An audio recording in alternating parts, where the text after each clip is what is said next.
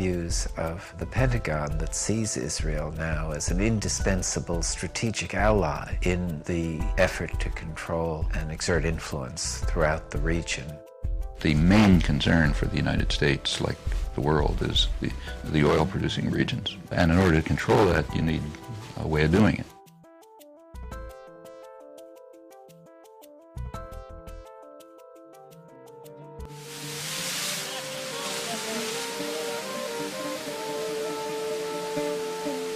Desperate for a peace that would finally end occupation, Palestinians again came to the negotiating table in 2000. People think, look, Israel was very forthcoming. It offered 95% of the West Bank, of the occupied territories to the Palestinians, and they rejected it in violence. The assumption of that 95% argument is that getting 95% of the land gives you 95% sovereignty, a sovereign country. But I think it's very useful to think in terms of a prison. If you look at a blueprint of a prison, it looks like the prisoners own the place. And the prisoners have 95% of the area. They've got the living areas, they have the exercise yard, they have the cafeteria, they've got the work areas. All the prison authorities have is 5%, is the control. The average Palestinian didn't think they were throwing anything away because there was nothing to throw away. They had tuned out what Barak and Arafat were talking about, because on the ground there were ongoing land expropriations, tree uprootings, road building, unfair water allocation, leaving many Palestinian families in the summer and fall with 2 hours of running water a week, when next door you have a settlement with a swimming pool and green lawns. So what do you expect people to think?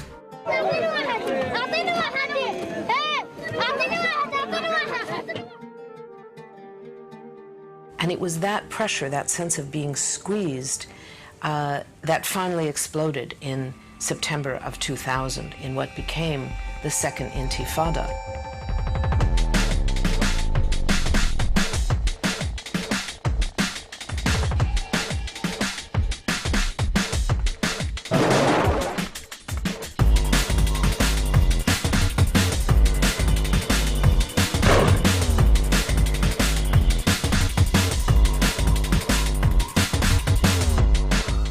Called the Second Intifada is essentially a mobilization of resistance against this structure of occupation and oppression.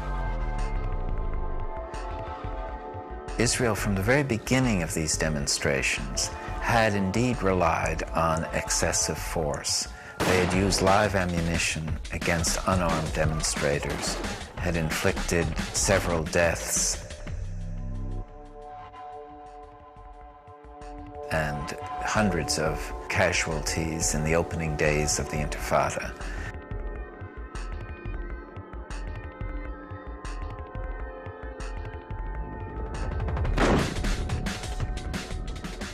Sometimes the Israelis are speaking about rubber bullets they used. By the way, it's not rubber, it's steel coated with rubber. This bullet, it killed many of the kids who are demonstrating, sometimes while they are throwing stones. As this case, I'll show you what happened. He is 14 years old from Khan Younis. He was shot with a one like this, and it entered here, and he died. A lot of the deaths have been children, and we do have some documentary evidence that security forces are firing on crowds of children. The soldiers weren't at risk. They're heavily armored, they have all this high-powered weaponry, and no child with a stone is going to be a risk to them.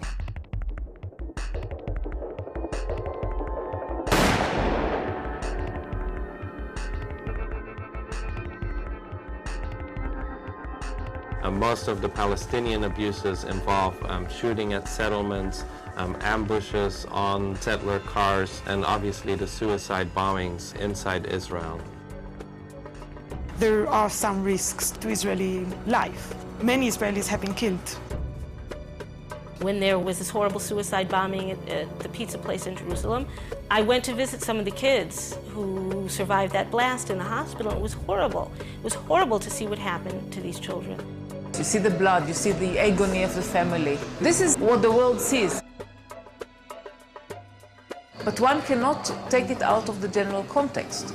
And the context is of an Israeli occupation which is, it seems not to be so brutal, but it's very brutal. It really makes people's lives unbearable.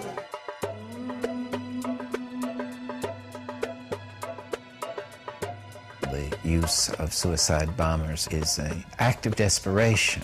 It's the weapons of the weak. Israel doesn't do it, never, because it has airplanes and helicopters. Why should they send anybody to make suicide? I think we have to change our conception of what Israel is. Israel likes to present itself as this little country surrounded by a sea of hostile Arabs, and we just want peace, and they're violent. Israel is the 5th largest nuclear power in the world. It's got between 200 and 300 nuclear warheads. So the reality is that Israel's a regional superpower. For the first time, the resistance to that occupation had, to a very small extent, an armed component. There was nothing close to equal force.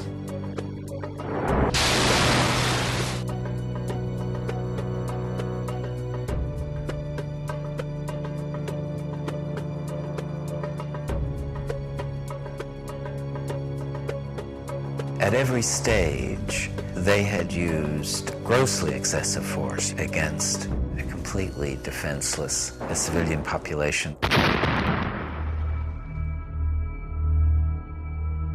The victims have been overwhelmingly Palestinian civilians, not armed groups or armed individuals.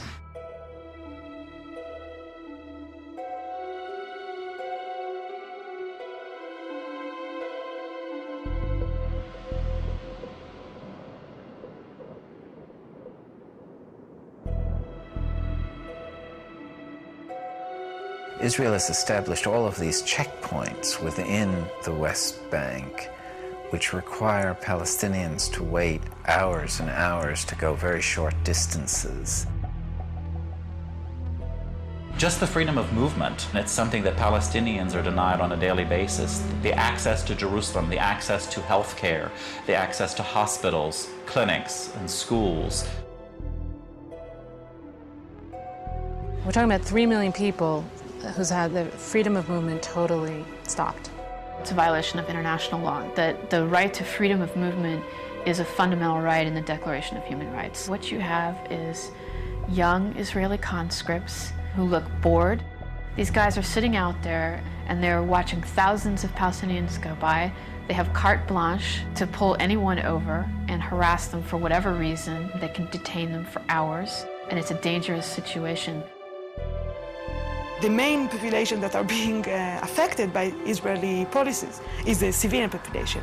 Those population who is not being involved in any attacks against Israelis, civilians or the army.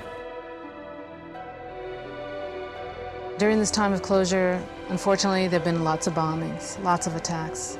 The closure is not meant to deter suicide bombers. It's meant to punish and put pressure on 3 million civilians. People do not earn anymore because the majority of the Palestinians used to work in Israel, and the majority of the Palestinian economy was based on the income of people who were working inside Israel. Now they cannot go into Israel, so tens of thousands of families just lose the source of income that they had.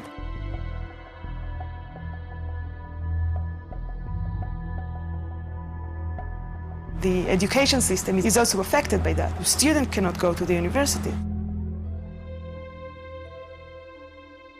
Birzeit University was subject to army closures for something like 18 times.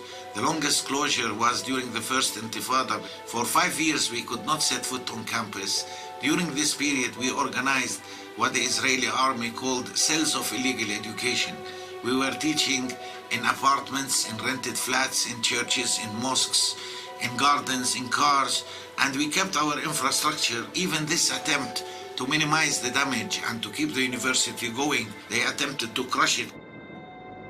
I went to college in the States and I found it very differently. Your biggest worry about in the States is if I'm gonna pass my class, or oh, I hope I have a lot of friends. Over here it's totally different.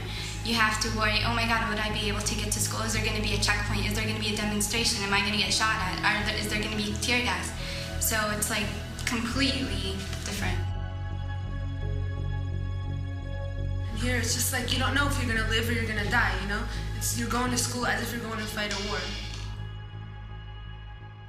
You don't find a tank in the middle of the road on your way to college. And just the other day, there were 2 tanks and an army jeep, and they're standing there checking your passport and, you know, your student visa and all this stuff. And it's just like, we want to get to school. We want an education. We're humans, and we have a right to our education. In places like the United States, people cannot understand what's going on because simply the experience is beyond their frame of reference. I can't study at night because my bedroom light is going to be open and then across the street from their settlement. They shot at me. I was reading my biology book. I was studying for my midterm. And my mom and dad are like, no, get out of the room. Because they started shooting. I was like, no, Mom, I want to get an A in the class. Let me study. So I'm sitting there and all of a sudden you hear something on my bedroom window. I was just like, okay, maybe I should go downstairs. I couldn't study for my test. It's like, I tell my American friends, I was like, do you understand what I'm going through? The amazing thing is not that you have cases of suicidal students. The amazing thing is the bulk of them, they try to carry on in the middle of this mess as if life is normal, as if they want to celebrate their graduation and they want to build their life and they want to carry on. That's the other part of the coin. The root problem here is occupation. Everything else emanates from there.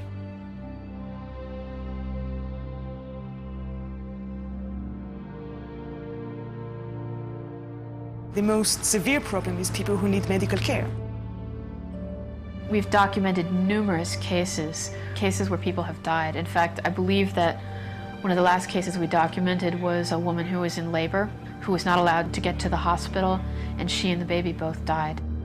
If people like that, if people who are really sick and really need to go to hospitals cannot do that, so I think you can imagine what happened to regular people that just want to go to work, just want to go to do some shopping, or even just visit friends. It's like living in a prison, a gigantic prison. Haaretz, the intellectual newspaper in Israel, ran a whole, like a 4-page magazine article on the refugee issue. It had a picture of Tel Aviv University now and what was there before Tel Aviv University, a Palestinian village. And those refugees are in Gaza.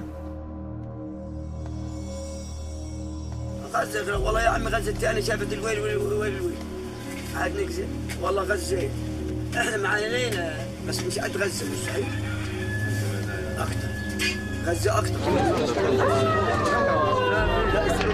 I think that Gaza is a main problem. There are lots of violations that you will not see in the West Bank, you will see in Gaza.